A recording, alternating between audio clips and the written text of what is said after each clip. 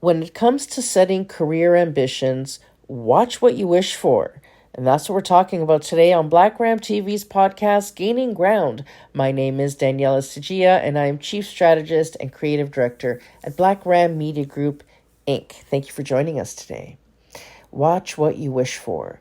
So many times we see the end goal as the thing that we want because there's certain elements of it that really look appealing to us, that resonates with us. And there's other hidden elements that we either are not aware of or we overlook at the time. And we don't realize that the wanting of it and the living it are two different things.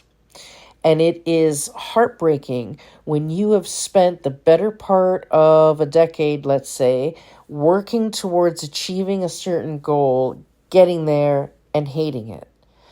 Or realizing that you didn't plan your life enough accordingly outside of that goal. So now your lifestyle or your family or, other elements are incongruent with what is necessary to be successful or happy or peaceful in this thing you've tried to achieve. So maybe the career worked out right, but everything else had to get sacrificed in order for you to get there.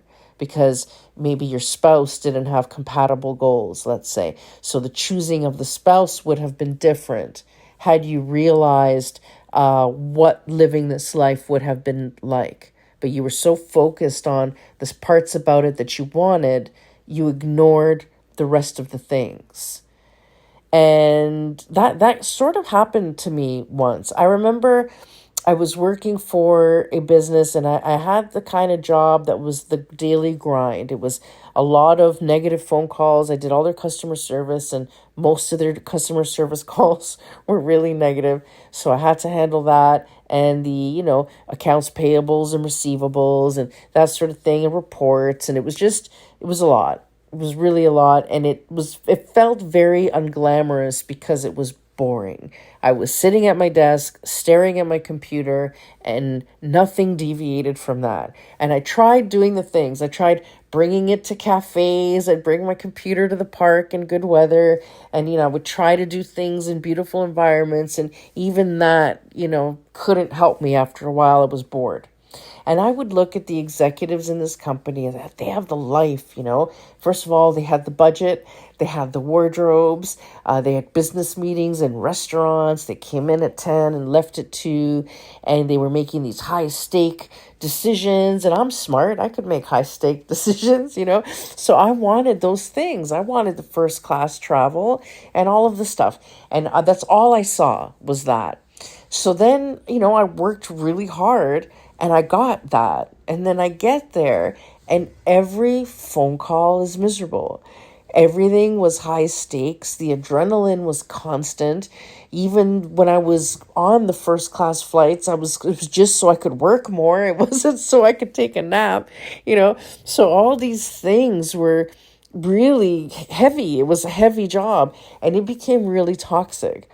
And I remember, thinking something's wrong or I don't understand. Like I was just really in this conflict about hating this thing I worked so hard to get. And how come everybody else seemed to have fun in it and I was being miserable? And it was Gary Vee. Gary Vee threw this bucket of water on me on one of his videos when he says, look, if you've set your team up properly, which I had done, the only phone calls you're going to get are negative because everything else your team has on lock. So if your phone is going to ring, it's because they can't handle it. And if they can't handle it, given how you've trained them, it's going to be bad. So your job as an industry leader, as a business leader, is to deal with the shit when it hits the fan. So, that's why you get the perks that you get. So here's your Kleenex. Let me wipe your tears. Boo-hoo for reaching the top, for achieving all your goals. You did it. This is the job. Like, wake up and do the damn job. And that was the wake up that I needed. That was the shake up.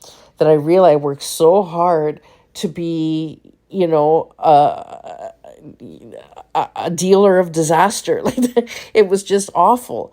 It was awful. And, it's funny because at one point I thought that job was going to be it for my career. Like got there, got the t-shirt, and I'm going to do that till I retire. And now look at me, I'm doing something completely different. I never saw this for myself back then. And had I maybe would have done a few things different, which I'm correcting now later in my life, but I would have saved me a lot of drama. And one of those things is marrying the wrong person the first time. If your spouse is incompatible with your goals, you are going to have a problem. If your job or your career ambitions involve leadership of some kind, there's certain things that has in common. Doesn't matter whether you're a leader of industry or a politician. There's going to be a lot of socializing. There's going to be a lot of entertaining. There's going to be a lot of networking. There's going to be strategic networking. And a lot of times your social life will become your job. And it's all consuming. Life in leadership is not a 9 to 5 gig and then you get to be somebody else when you get home. Leadership is a lifestyle, which means, your hours are flexible, but your life really isn't. It is consumed with career or with community service or whatever, all the different elements. And, a lot of times, like I'll give you one thing, if you're going to go into municipal politics, and this is true for all levels of politics, one thing that surprises 98% of them is how much reading they have to do. They were never prepared for that.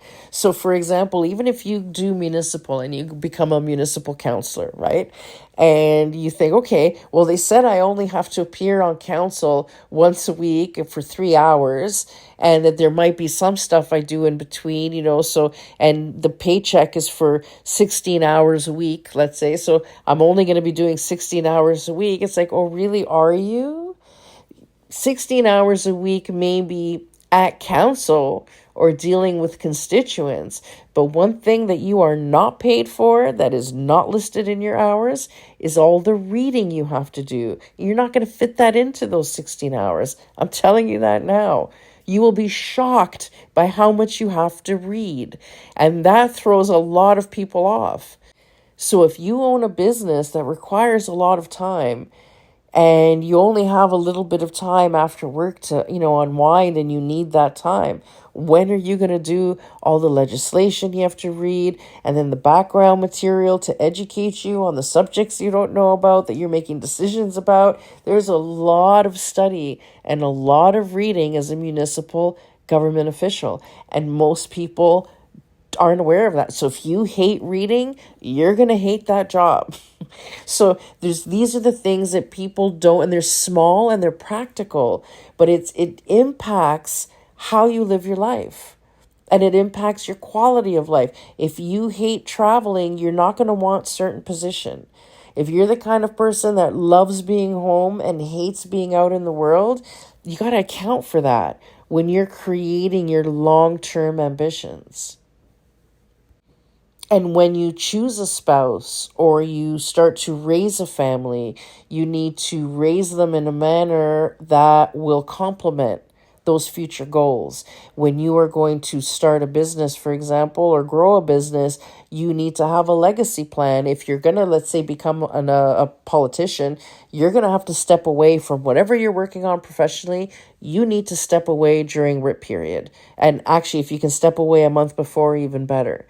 Because running for office is a full-time job. So if you own a business that depends on you 100%, then you either need to come up with a legacy plan or squirrel away a little bit of money so you can shut the doors for a couple of months, or quit your job if you have a job. You need to be able to step away from that, take a leave of absence. You need to work that out well in advance.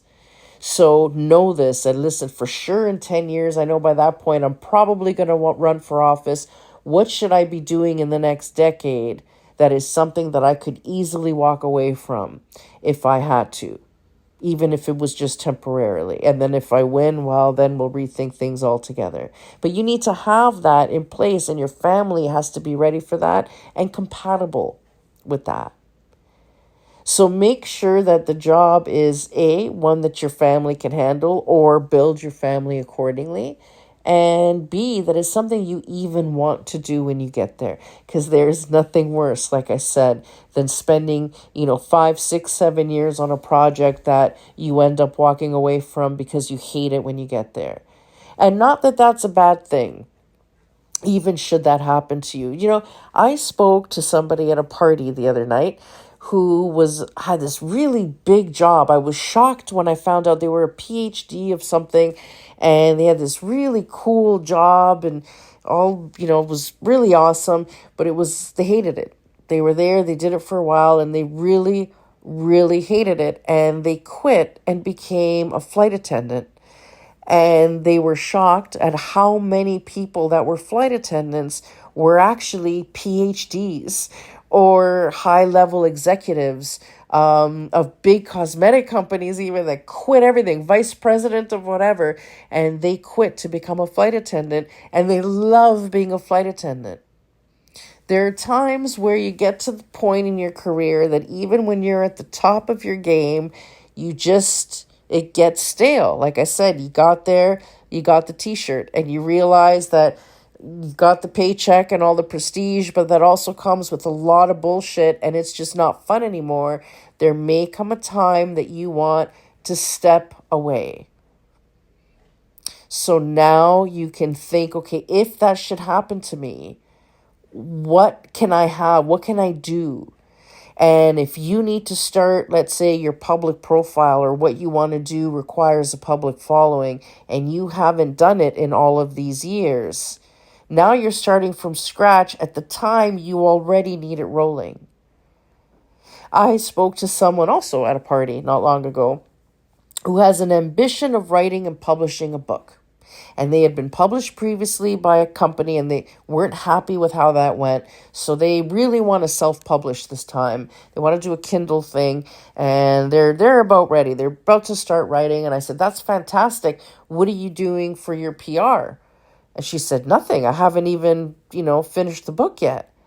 I said, you haven't done any PR? Are you at least building an online following as an author or any? No. I mean, I'll do that after I do the book. I said, okay, but once this book is finished and you're taking a lot of time off professionally so you can do this, you're going to need this to sell right away, or you're going to be in a pile of shit, right? Because you're going to launch a book and it's going to be crickets and no one's going to buy it, and then it's going to kind of fall flat. So if you wait till after when you're ready to publish and then you start to build, it's going to take you a year, 2 years to get the audience you want, and then the book is going to start selling 3 years later. You're going to feel like a failure. But if you've got people, salivating at the fact that this book is coming out 6 months before it is, when it's out, it's going to sell like hotcakes. You're going to start making money, and now you can work on the next book, right? Or just enjoy this one, whatever it is that you want to do. So the waiting until the thing. So I don't know what I want to do I don't know what I want to do in 3 or 5 years. So why would I build the audience? Because odds are, if you're a high functioning professional and you're usually pretty ambitious, and you know that you're not going to just live a 9-to-5 life, there's something big that you need to do, then get at least the audience ready. Let them grow and follow you.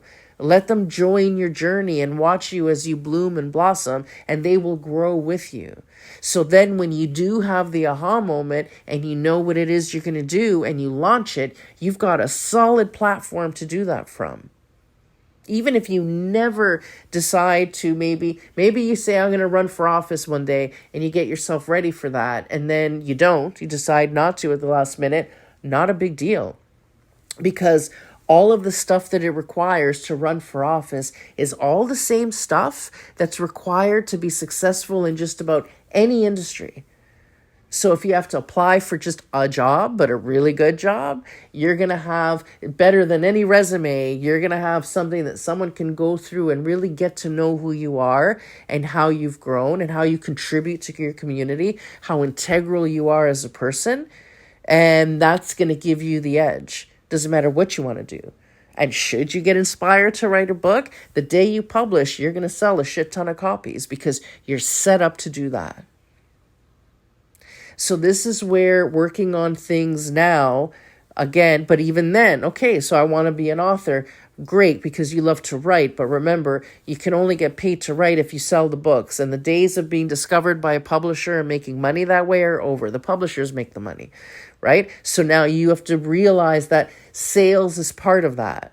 Doesn't matter what you're doing. If you're a coach, if you're a mentor, if you want to be a educator, it doesn't matter what you have to do. If you want to make candles, it doesn't matter. If you are in something that people need to buy in order for you to sustain yourself, sales is part of that. Marketing is part of that. So you can't forget that element, because unless you're making money, all you've got is a hobby. So it's important that, okay, I need to prepare for the future. And even if I don't know what that looks like, I need to set the foundation now. One of my mentors has this amazing saying or concept where they say, you have to build the container in order to receive the thing. Because if it comes to you and the container isn't big enough or strong enough to hold it, it's going to flow right over you and right past you. So don't even bother seeking the thing until you've built the foundation, the container for it.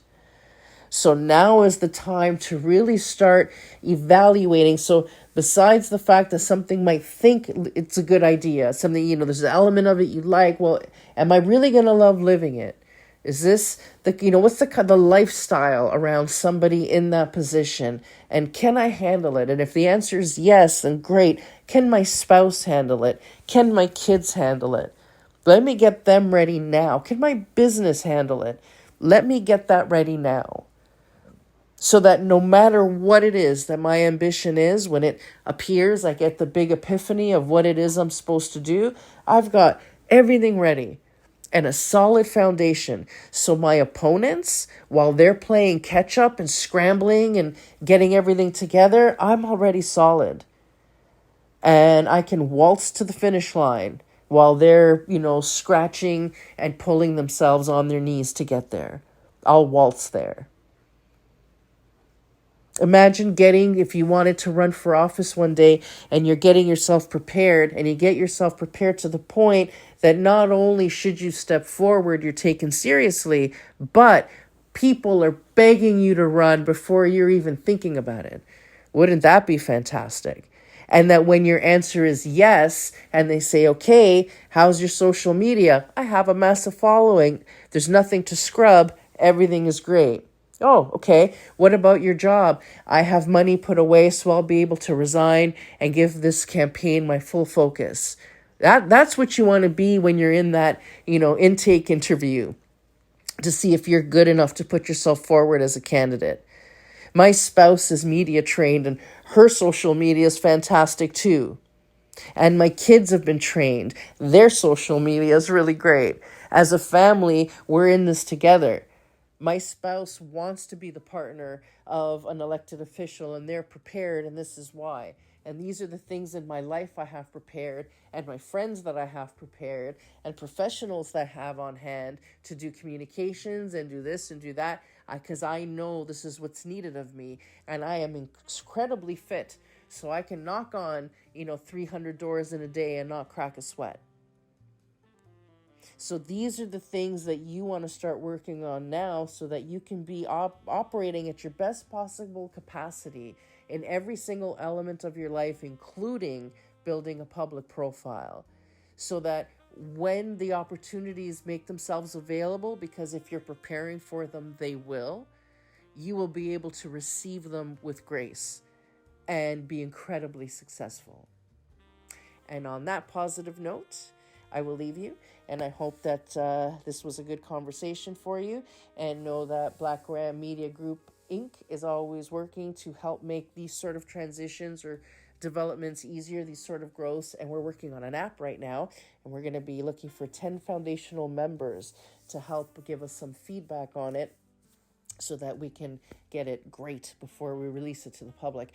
And this app will have everything you need, a full container to get your entire life, your mental state, your emotional state, and your professional profile. We have a 6-week master course sort of coming out, workshop that you can do to help you get you ready to set that foundation to grow from.